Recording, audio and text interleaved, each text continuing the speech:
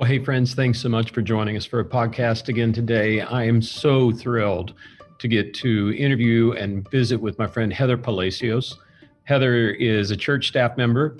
Heather is married to one of the best executive pastors on the planet. But Heather has the unique story of battling mental illness her entire life. She has had numerous times where she's tried to take her life. She has had times where she's been in the hospital against her will.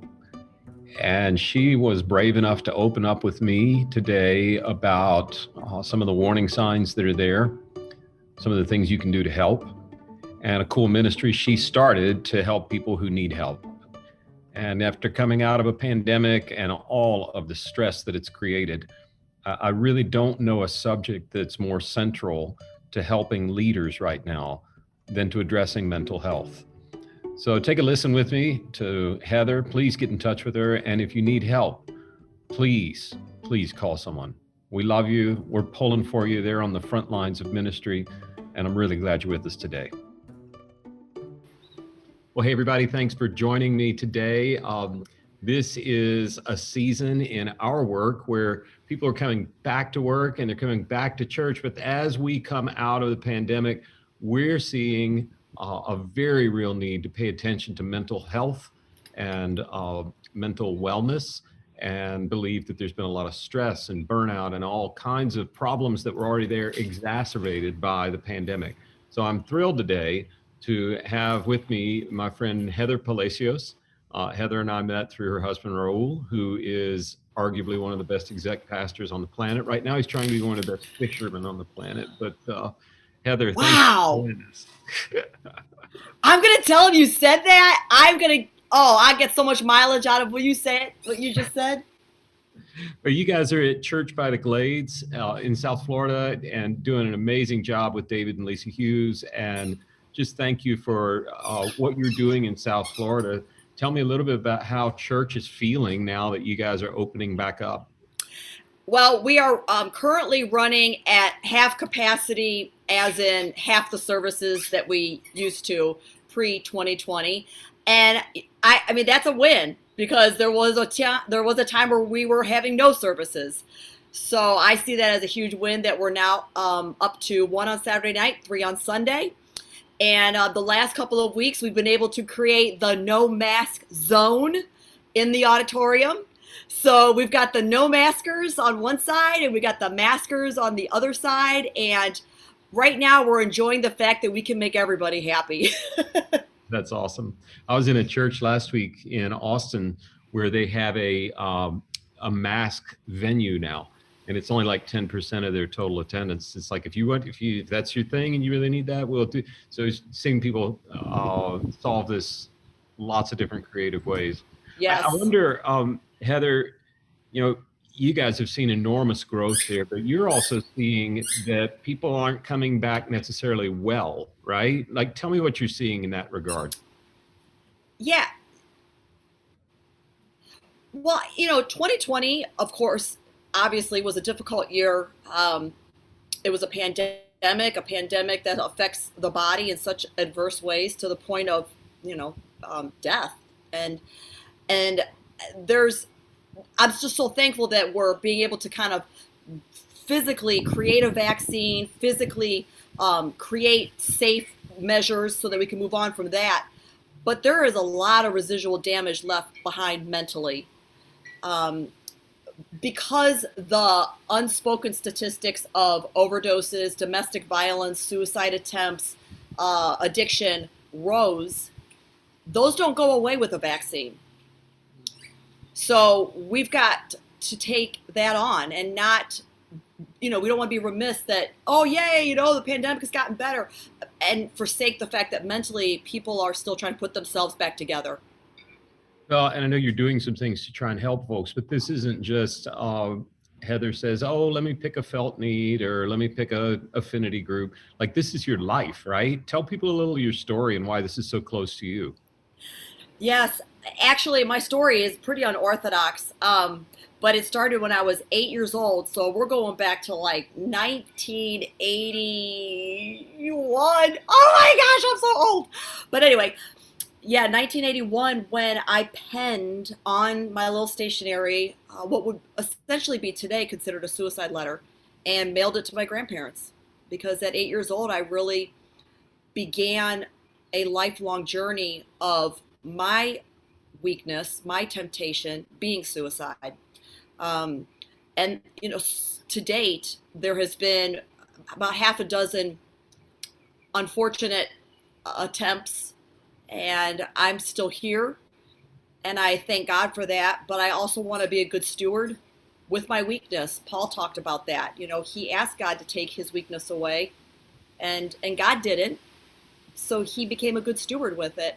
And I think with me having the propensity to want suicide so palpably in my mind, but still being here, I'm gonna leverage that. I'm gonna steward that as best as I can. I don't want one more person to take their life. Wow. Wow. So let's stop right now. And let me just ask, this is not my struggle. Um, but I don't know that anybody really knows that it is until they're so far down a hole they don't. So what would be, like, you've learned through these different valleys you've gone through and unfortunate times, what are the warning signs you look for when it's like, oh, time to get a little help? Like what could listeners take away saying, I better watch for that, or I'm feeling that I need to get some help? What are the yellow and then red flags? Sure, sure. I'll talk about it from a personal standpoint because that looking for the signs in somebody else that's different, a little bit different. But for myself, I mean, I know I don't have to look any further back than 2020 when it was mandated by the government to isolate for somebody that has any kind of mental affliction. That's like public enemy number one. Um, and it almost made me like look at God and say, are you kidding? I mean, this is the one thing that Elijah and Jonah and Job, when they started to have these thoughts of wanting to give up, they were isolated. And here I am now, somebody that has battled the thought and acted on it with suicide almost my whole life, and I have to be isolated. So I was like, I have got to have a first aid kit for myself to make it through this year, or I'm not going to make it. And so I went to the scriptures and I just went to my, experiences of battling this in the past, and it became a formula of I need Christian counseling, I need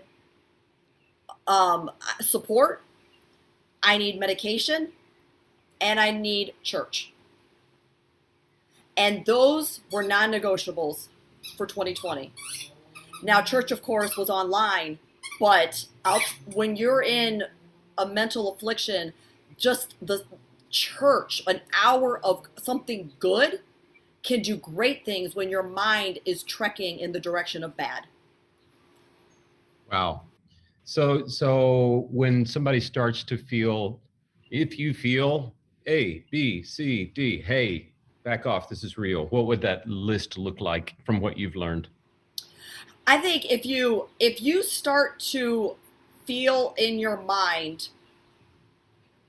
ongoing negativity, whether it is angst or sadness or depression or the revisiting of trauma, anything in your mind that starts to show itself to be a pattern of bad, you need to make it beeline. Do not even stop at $200 and collect them at go. A beeline for Christian counseling. Number one. That is like that. I tell that to everybody, whether it's a secular audience or a religious audience. You've got to seek Christian therapy. And the reason I emphasize that so much is because of the Bible. The Bible says that he is a wonderful counselor. Mm. And so what is a Christian counselor? It is a mouthpiece for the wonderful counselor who created me and my brain, by the way. So I need the Holy Spirit of God who created me to be a voice in the room with a counselor. I love psychology. I love theorems and hypotheses and suggestions. Those are all great. But that person needs to speak on behalf of the one who created me. Mm. Yeah. How do you make sure you're finding a good counselor? Because like that was always the trick when I was pastoring and we would refer people out. It was like if I found 5 good counselors I could refer to, I was like, yes, because it's all over the place whether somebody's legit or not. I would answer that in 2 ways. First of all, I would say that God has had mercy on. I am one of those type of people that prays like a nagging wife. I am like a faucet that you cannot fix the talkage on. I will, or caulkage or talk, whatever that Turk, whatever that word's called. I think I could just see God being like, oh my gosh, all right already. And one of those prayers has been, Lord, I know that the harvest of mentally afflicted people is plenty and the workers to help them are few. Please send more workers. And honestly, God has allowed me to amass quite a significant network nationwide to help people get Christian counseling. And the other thing I would say, though, is as a patient, we have the tendency to kind of get, think that, oh, that guy was a wackadoodle-doo. I ain't going back to him. I'm not going back to her. Listen, counselors are weird. Deal with it. That's the way it goes. They're all weird. They're all weird. So, you just have to know that if it's a Christian counselor, put up with the quirks, put up with the Dockers with the braided belt and the Tommy Hilfiger polo, and just understand that this is not, you're not partying with these people. They're a mouthpiece for God to speak to you, to help your brain. So I do think we throw in the towel from the patient side a little too quickly on them. Or when they say things we don't like to hear. Yes. Listen, the truth hurts, but it also sets you free. That's good. Have you got a website people can go to see that network of Christian counselors, or where would they go if they wanted to learn more directly from you? Yes, I am wonderful.com and all the social media platforms at Wonderful. And it is spelled with an H in the word wonderful. So it's, get it? Do you see what I did there? Please tell me you see what I did there. It's not a separate H. I took the word wonderful and I stuck an H in there because my name starts with Heather and I'm a female. So it's wonderful. That's awesome. So why are we here today? Isn't that what every counselor says during the first session? So why are we on the podcast today? I follow you and Raul on social, and we're connected through a lot of different things. We've actually done work for you guys before. But I learned that you're actually doing something now. You're sending out kits, right? Yes. Tell me the big idea. Tell me what you're doing and what's God doing with it. So I recognized several years ago that I have 3 essentials that are tangible. Church, a journal, church, and a Bible. Those are the 3 essentials that are tangible. And when I was making visits to psychiatric wards or to ICUs from people who attempted suicide that were on life support, I never show up empty-handed. I recognized I have walked this plight. I know what this is like. And at the very minimum, when I go and make these visits, I will bring the 3 essentials and I will pray for them. And that kind of started to evolve in a more social media way during 2020 when the call to people that were attempting suicide and overdosing was weekly. I mean, in 1 week I had over 20. Wow. So I was like, I can't get to them though because of the COVID. So I was like, well, I'll just put all the essentials in a box and I'll just start shipping these. Well, that started in November and now we're in May and I've shipped over 600 wonderful life boxes around the world. Actually, I just recently got an inquiry from a pastor in South Africa who's suicidal, and we shipped him a life box. And in the box is the Bible and a Church by the Glades invite card, because if they don't have a church, they can watch ours online. I would never want to take somebody from their church, but I never make the assumption that they have one. Mm. Mm. So they get a Bible, they get a journal, they get an invitation to our church on a card. And then, because I don't ever want it to feel like a bait and switch, because I would say half of these have gone to people of no faith. I throw in fun things. I throw in things that would make them smile. I throw in things that would make the box feel like it's just a box of life. So we put in wristbands, we put in stress balls, we put in puzzles, we put in for kids. I've sent a life box recently to a 6-year-old, which is just heartbreaking that a 6-year-old's dancing with the devil of death in his mind. But yeah, we put all kinds of tchotchkes in there so that it's not just a box of 3 essentials. Wow. And what are you hearing? Like, what's the result? Well, a lot of times these requests come from concerned loved ones. And I'm not looking for them to circle back around to me. I just don't want them to die. But there's been a few cases where they have found me.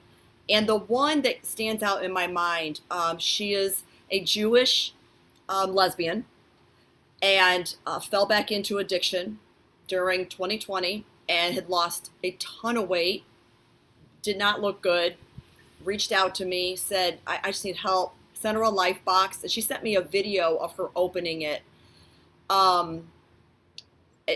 It wrecked me. Wow. She was crying so hard because somebody cared. Wow. Wow. I want to pick your brain on concerned loved ones, right? So the mental health question's been quiet for too long. It's been a stigma for too long, but I do think it has gained some attention recently that's causing everybody to pay more attention.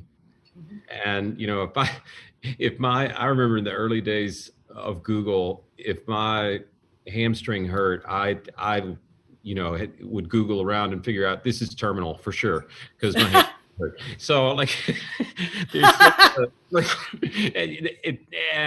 there's such a they call it med school disease when you start reading everything you can. You diagnose yourself with every condition you read about. Yes. So what can family members or loved ones look for? It's like, no, that is a warning sign. It's not just junk. And then I'll flip the question and just say, what are okay, I got a loved one. I'm kind of wondering, Heather says this is something worth paying attention to. What would be a few warning signs that you would point out? Right. Well, great question. I'll actually speak from Raul's vantage point because it's one thing to be, crazy like I am, but it's another to be married to it. I mean, try living with this for 21 years. Oh my gosh. But I have to always make sure that I say in any opportunity where I get the chance to speak. And I so appreciate you letting me. It means a lot to me that you would let me talk to you today.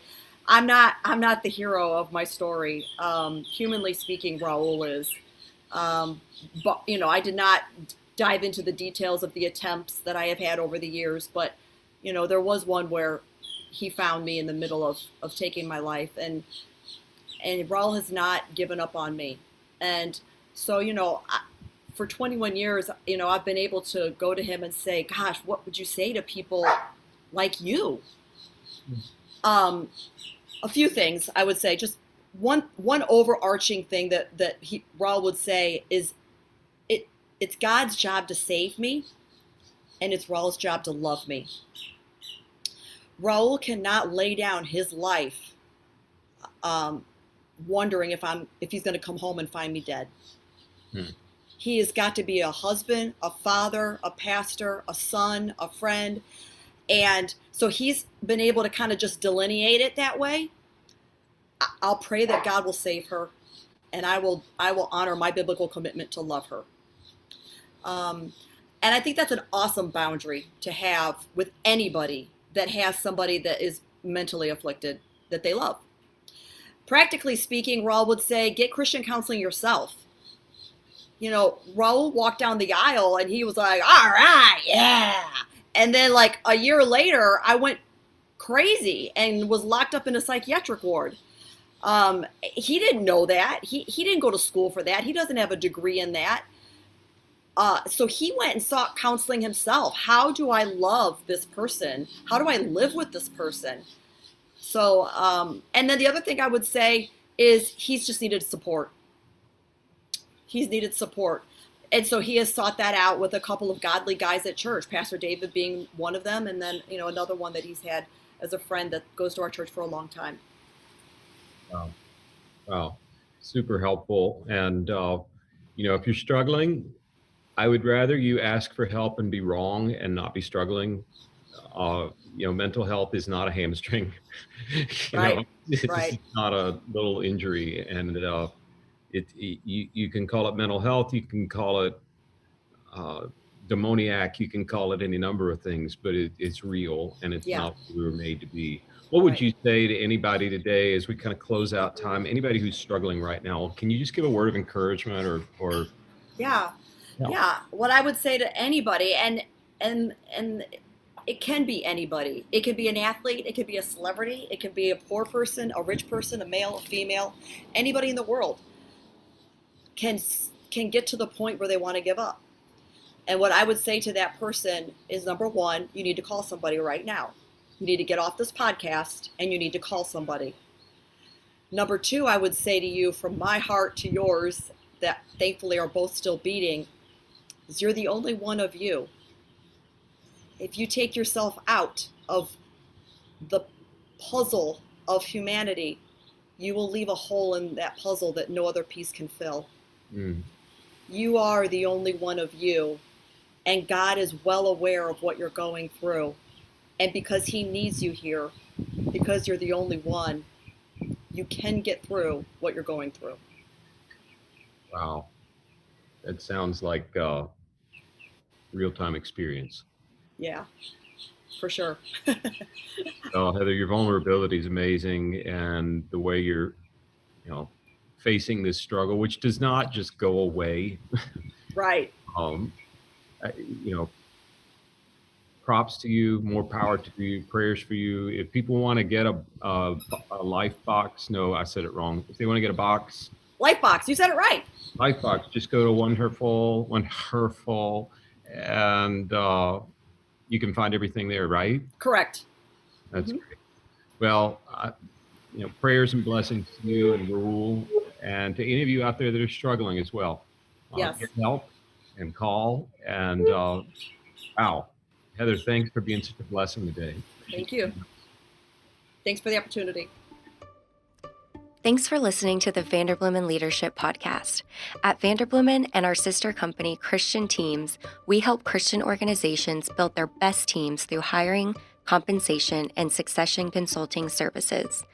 Visit our websites, vanderbloemen.com and christianteams.com, to learn more.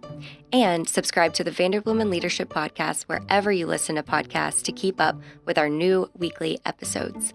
Thanks for listening.